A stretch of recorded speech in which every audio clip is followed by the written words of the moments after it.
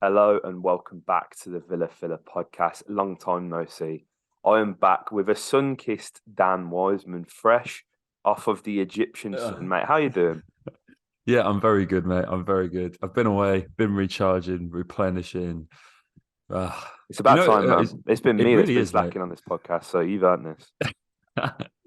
It's been a big old year. It's been a big old year, and it was nice to get some R&R. Probably ill-timed.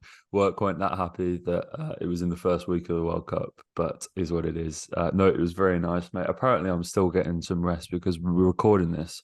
Call was set for 10:30 in the morning, and I woke up approximately 20 minutes before that. So apparently, I'm still on the beach Wednesday. But nah, it's good, mate. It's good. It's good to be back on the podcast. I think it's good that we've giving it a little break. It's been a crazy start to the season. So much has happened. Obviously, Villa has taken a backseat to the World Cup and everything that comes with that. So, yeah, it's nice to get back into it. But as we creep closer to January, it's the 1st of December as we're recording this, mate. You know what starts to happen. The Transfer papers start rumour writing. season. The rumour mill is churning into motion, mate. It's back. It's when we come And so alive. it really has, and I don't think this is going to be the last one of these videos that we record this month. But yeah, what a way to start off December, mate. Not only are we back on the pod, the transfer rumour mills are back. That's just something everybody loves to hear. It absolutely is, mate. It absolutely is. But as well, at this time of year, it's Spotify Wrapped as well. And I don't know if the Villa Filler would have featured in many Spotify Wraps from you guys, but if it did, let us know. We'd love to know. Um, I tell you, mate, my Spotify Wrap was a Yep. mess. Just briefly before, so there was I don't know why I'm confessing this because this is something that I thought I'd take with me to the grave, but fuck it. There was a movie that came out last year in November called Tick Tick Boom. I'm sure you may be aware of it, an Andrew Yeah. Garfield film about the life of Jonathan Larson's the guy who wrote the play Rent, which is quite a famous play. I've never seen it, but I watched it because I like Andrew Garfield, and it was a brilliant film. And it came out in last November, right? This film came out in last November, and there is a song that has just fucking had me by the balls ever since, right? Called 3090. It's the main song in this musical, and it's fucking weaned its way into my Spotify top five. The film came out in That's last amazing. November. Last November. That's amazing. And You I know what, was, man? And that's quite cultured. From a musical and everything, that's a pass from me. I'll give you that. you know, I'll take that. I don't But think that's so bad. we was going through it yesterday, me and Charlotte, and I was like, I can't believe this has made it in. And she was like, I can. You played it every day in the shower for 3 months. And I was like, fuck, I'll get called out now. So yeah, let us know if the Villa Filler's made it into your Spotify Wrapped. My Spotify Wrapped is Yes. Yeah, always yeah. a mess because I'll listen to anything and everything. So I've got like Harry Styles as one of my top artists. I'm not ashamed to admit that. Dan, I mean, your Spotify Wrapped is always in. I always love looking out for yours, man, because It's not your gonna, yeah. Spotify Wrapped doesn't always reflect. I feel the genre of music that you like that you listen. I No, mean, for like sure. your Wrapped always comes up as like rap or R&B, which I know you are Yeah. obviously big into. But I know you're big sort of Oasis, Stone Roses, Yeah, it's really Britpop interesting, man. kind of. It's my top five. My number one was Foles this year. I went to see Okay, them earlier this year, so I had a big binge in and around that concert, which adds up. But my number one song this year was "Living for the Weekend" by Hardfire, which made me feel about 40 years old because I think that song came out in like the early 2000s. I do like that song. I didn't expect it to drop it at number one, but I did feel a little bit like my dad. Yeah, top song being a song that came out like 20 odd years ago. But it's a good song. I won't be love that. ashamed by that. But yeah, I think it would be great to see. We always have at least one or two people every year, Yeah, be there on Apple Music or Spotify, tweet us with the Villa Filler in their top five. So if that is you, we would love to see it. So get on absolutely. Twitter, drop Let us us in the know. app. Yeah, and you'll definitely get a retweet at the very least. Absolutely. Yeah, if you don't follow us on Twitter, guys, I think is it at Dan Wiseman now for you, Dan? I know you sort of semi It's at recently Dunn changed it Wiseman underscore at Dunn Wiseman at Dan underscore. Wiseman underscore, and There's a then for Nick. pesky doctor out in the States that has the Dan Wiseman handle, and he hasn't tweeted in about 7 years. And I think Elon is doing something about this. It might be the only good thing he does with Twitter. He's going to deactivate accounts that haven't tweeted in like 5+ years, and the handle will become available. So as soon as this doctor goes, it's mine. But for There we now, I'm go. Dan Wiseman underscore. Get at that. I'm at Dan Morgie 34. Yeah, I feel like let's try and grow our Twitters. Why not?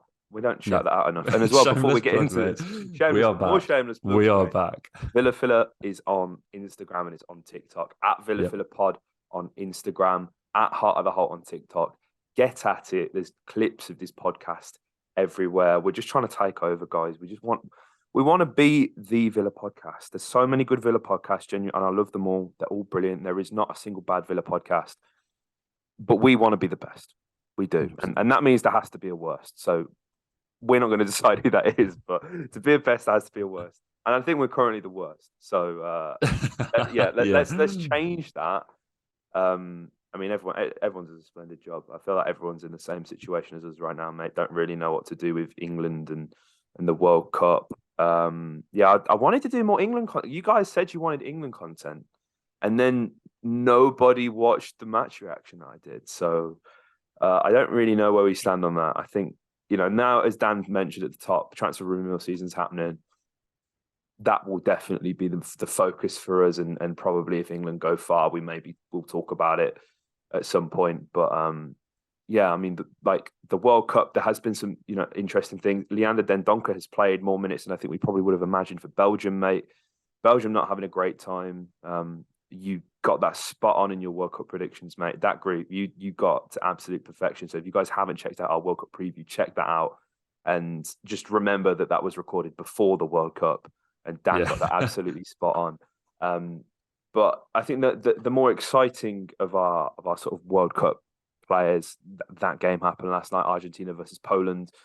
Again, it was something that we said would probably be a really tough group. And I can't remember, did we predict Poland or Mexico going through in that group? I think I picked Mexico. Yeah. I think I picked Mexico. But Poland got through on goal difference. At one point, it was on disciplinary record, the fair play rule, because they had... That's crazy, isn't it? They had 3 or maybe 2 less yellow cards than Mexico, which is crazy because I don't know if you guys... I mean, everybody who's watching this probably watched the Argentina and Poland game for the same reason as us, being the Villa players on show. But, oh my God, I had both games on because I was working. The Mexico goal, the second goal, the free kick, that is outrageous. That was that guy's first goal for Mexico, about 40 yards out, free kick. Sublime. Absolutely sublime. Can you imagine? Check that out. I mean, and they didn't go through either. Imagine scoring that and you don't go through. That's heart-wrenching. But nevertheless, mate, Poland and Argentina are through. More games for Emi, more games for Matty, more time for Jan to get splinters sitting on the bench. I feel sorry for Jan Bednar, man. I feel like, I know he's not been playing, and I understand the politics if you have to kind of play to sort of to start and all this kind of stuff. But and I don't claim to know the most about Polish players. We mentioned Glick in the preview. He's genuinely about 60, and he's playing second division football. You'd think Jan Bednarek is probably ahead of him. Yeah, but I mean, that's not for us to debate. But it was a really interesting game because I think Argentina have had a really crap World Cup in general. And I think Poland have looked good in flashes and are probably somewhat lucky to have qualified. It was a crap group overall, right? I mean, Saudi turned it on its head, beating Argentina in the way that they did. Emi, bit of a stinker that day. I mean, there were 2 fantastic goals, but I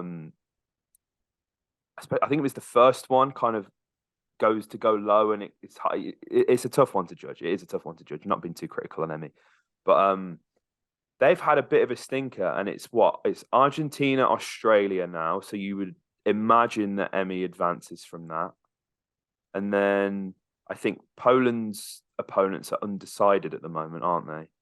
I think that's for the remaining games. Yeah, so they will face whoever comes out of. So what group is that?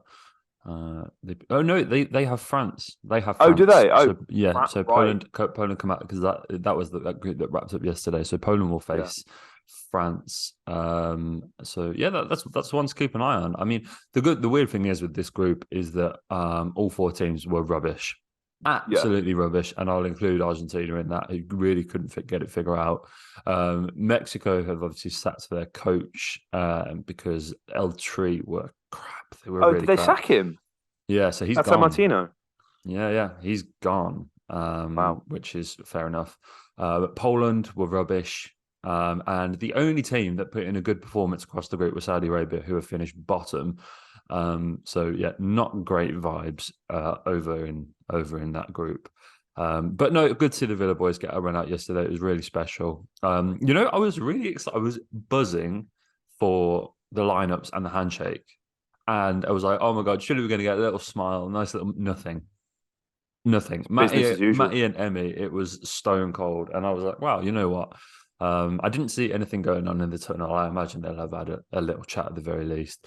But yeah, it was they were clearly both in World Cup mode, mate. And yeah, I think you're right to feel a little bit sorry for Jan Bednarek, maybe. Obviously, Kamil Glik is still in there. I think both of the Polish centre backs are playing second division Italian football, if I'm not mistaken. Wow. So I think they can feel potentially a little bit aggrieved. So obviously they played Kamil Glik, who plays with Benevento, and then they played Jakub Kivior, who plays for Spezia, I believe. And so considering Jan is playing, I'll say semi-regular Premier League football, I'd like to think he considered this himself. Maybe a little bit unlucky not to get in there. But yeah, that Polish team is pretty rubbish. And so you'll imagine it will be the end of the road against France, who are anything but. Really? Yeah. So yeah, sorry to Matty but yeah, great for him. I mean, Matty shared a picture of Messi yesterday, which I can't imagine will happen too many times again in his career, if ever. So yeah, nice to see him get that ticked off.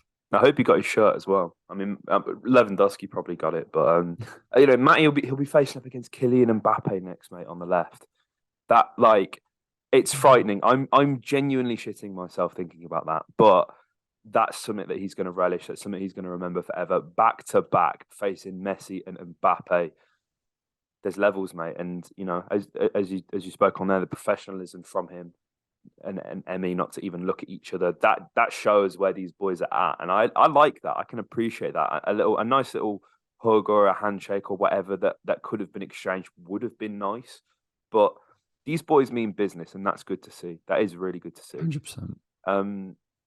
As well, mate. There was another big game yesterday. I didn't watch it, so there's going to be no sort of analysis commentary.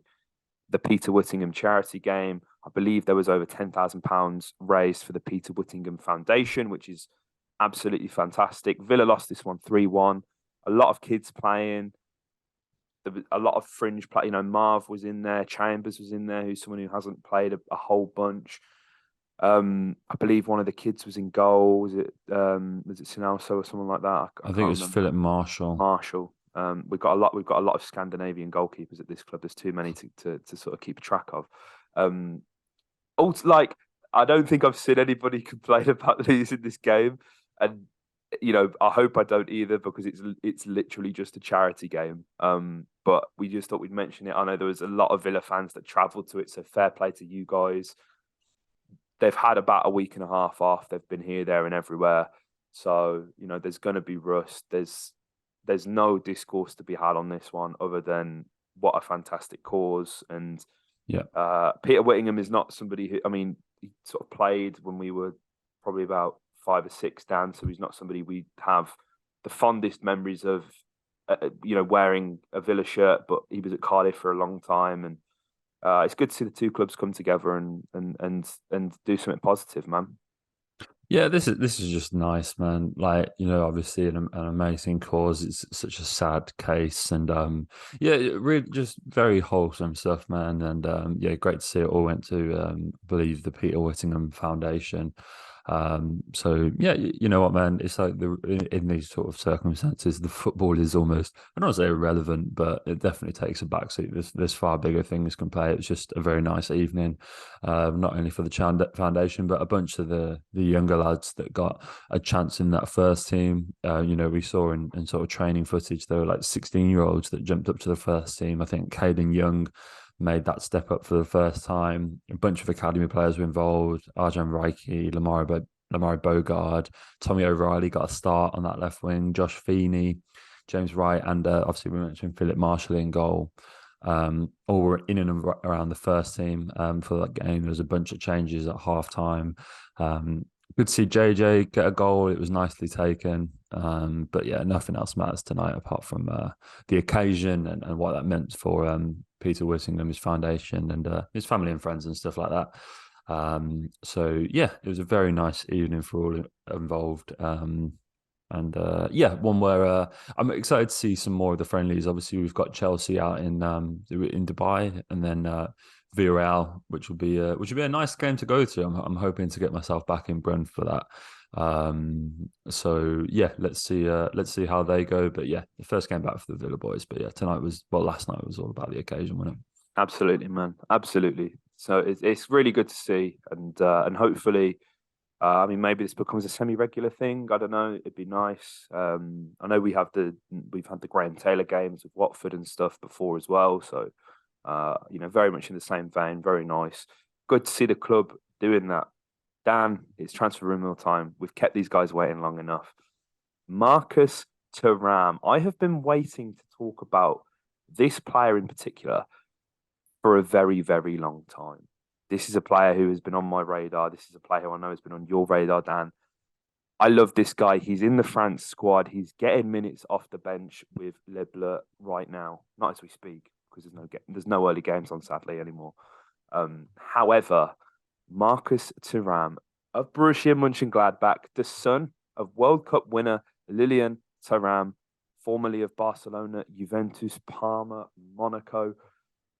I mean, the older folk of this podcast will appreciate Lilian Thuram far more than we can, Dan. But we're going to sit here and talk about how excellent his son is, and I believe the words in the papers have been that Unai Emery is very interested, very excited, and there was a lot of sort of superlatives in Unai Emery's anticipation of wanting to get this deal over the line, which is quite exciting. Because, I mean, to sign a guy who's in the French World Cup squad is just mad in itself, right? But this is probably someone who I would describe as maybe as complete of a forward that Aston Villa could feasibly go out and purchase on the transfer market right now.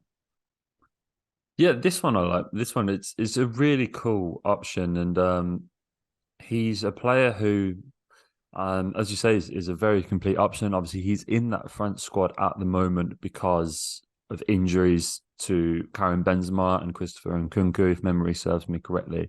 He was a sort of late call-up. And, I think he is very deserved. I think he can almost consider himself unlucky that he wasn't named in the original 26 because he's had such a fantastic season out in Germany this season. He's contributed to 17 goals in as many games in all comps this season. He's got 10 goals in 15 Bundesliga matches, which I think has equaled his personal best since his first season in the league already.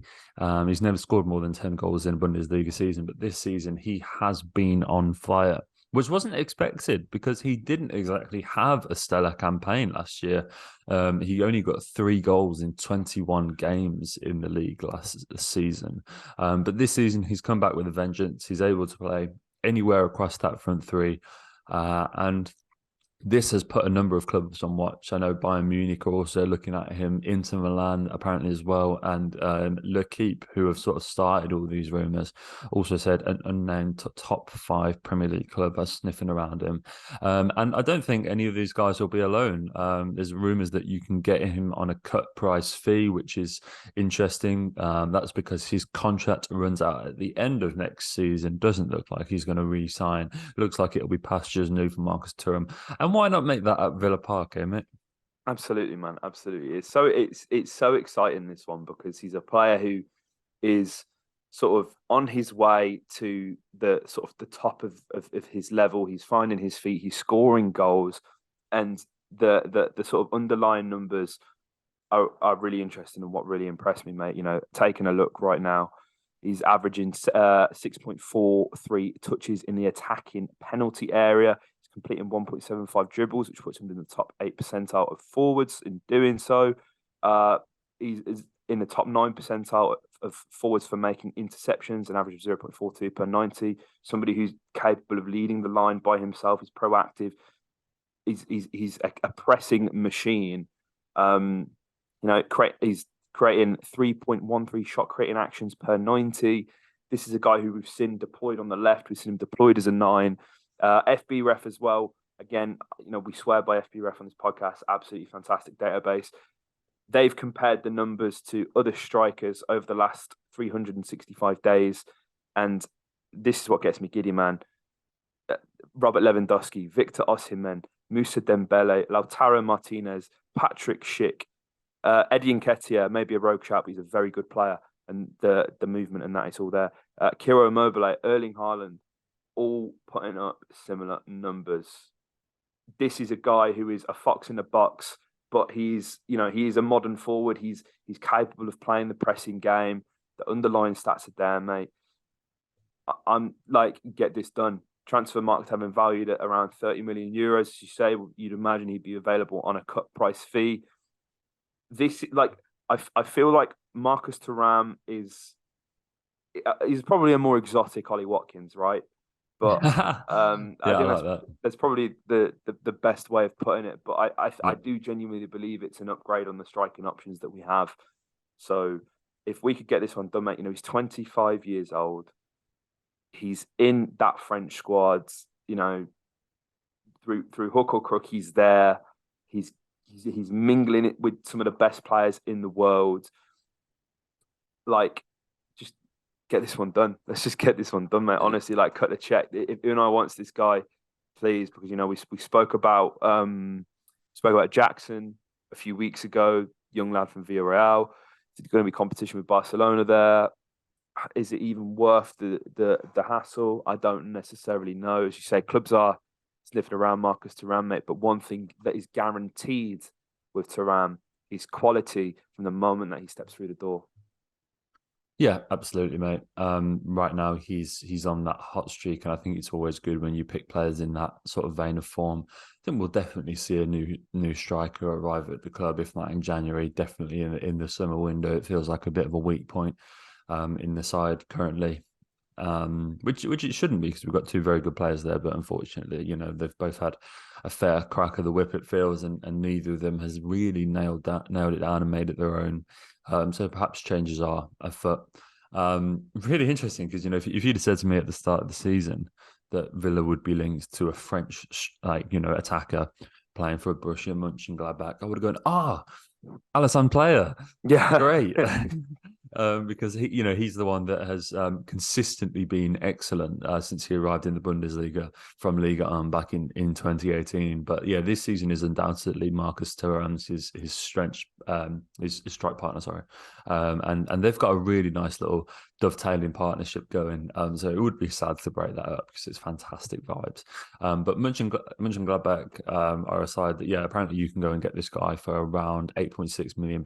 So that makes it about 10 million euros. And so I think that's, considering, his market value would undoubtedly be a lot higher than that. That's a very sort of fair price. I think it prices him in and around a budget, which makes things possible in January, because I never really, we always get these links coming into the January window where it's like, they're going to be costing 30 million and 40 million pounds. And it's like, these deals don't happen really, like in January. And I think Villa have been particularly shrewd in the January window more often than not. So it puts them in at a good price. And it's always interesting when you get these links where contracts is expiring, because clubs are far more willing to accept cash. And, we've seen rumours that Nassef and Wes are very eager to back Unai in the market, and so let's hope those are true. I've also seen links to Mikel Merino, so if those continue to hot up, no doubt that there'll be another TRM where we can take a deeper dive into that.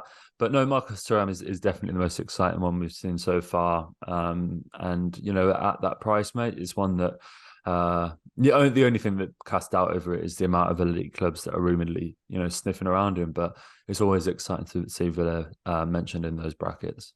No, it absolutely is, mate. It absolutely is. And I think what excites me here as well,